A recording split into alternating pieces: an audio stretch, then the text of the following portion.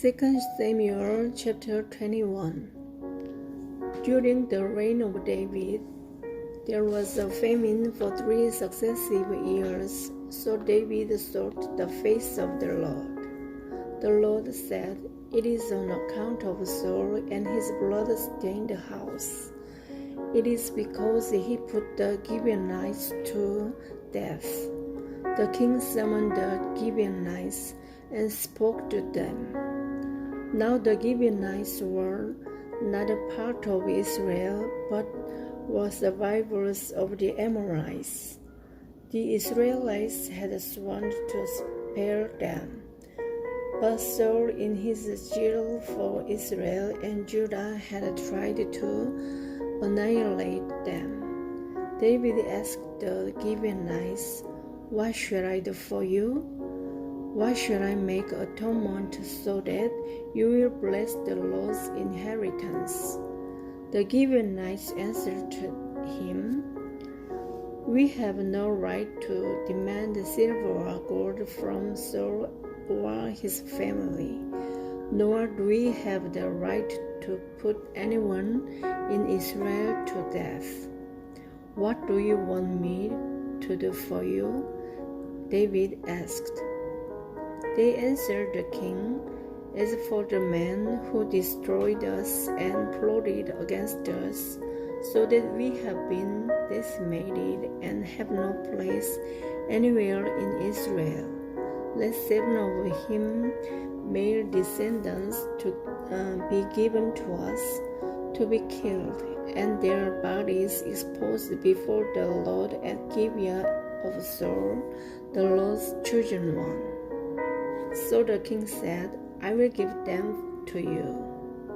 The king spared Mephibosheth, son of Jonathan, the son of Saul, because of the oath before the Lord between David and Jonathan, son of Saul.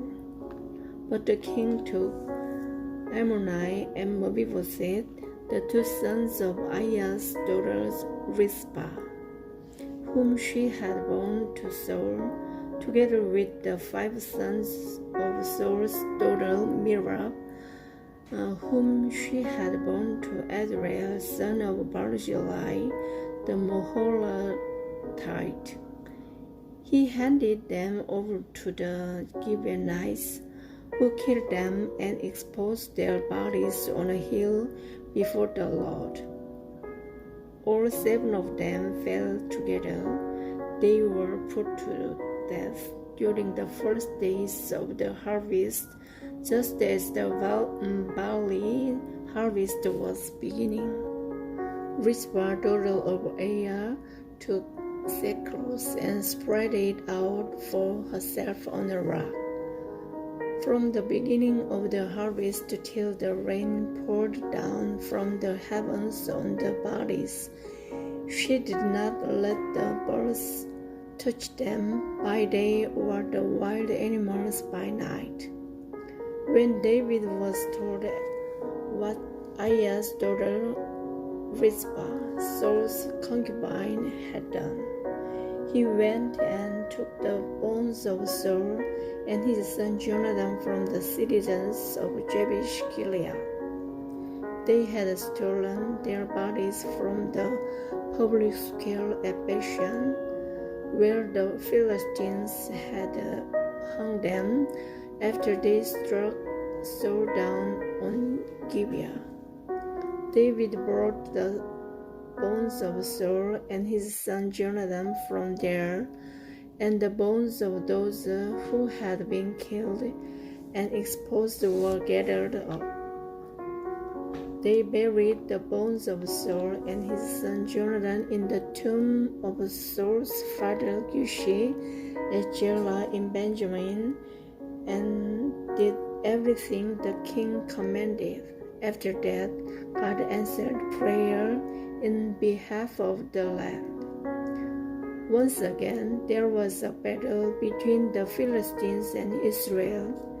David went down with his men to fight against the Philistines, and he became exhausted.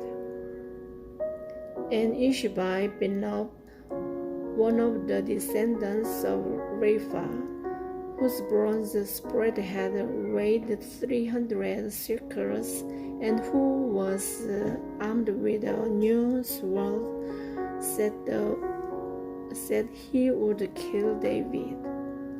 But Abishai, son of Zeruiah, came to David's rescue. He struck the Philistine down and killed him. Then David's men swore to him, saying, "Never again will you go out with us to battle, so that the lamp of Israel I will not be exhausted." In the course of time, there was another battle with the Philistine at Gath. At that time, Shibkai the Hushathite killed Shapha, one of the descendants of Rapha. In another battle with the Philistine at Gath, Elhanan, son of Jair, the Bethlehemite, killed the brother of Gibeah the Gittite, who had a spear with a shaft like a weaver's rod. In still another battle, which took place at Gath, there was a huge man with 6 fingers on each hand and 6 toes on each foot, 24 in all. He also was descended from Rapha. When he told Israel, Jonathan, son of Shemaiah, David's brother, killed him. These 4 were descendants of Rapha in Gath, and they fell at the hands of David and his men.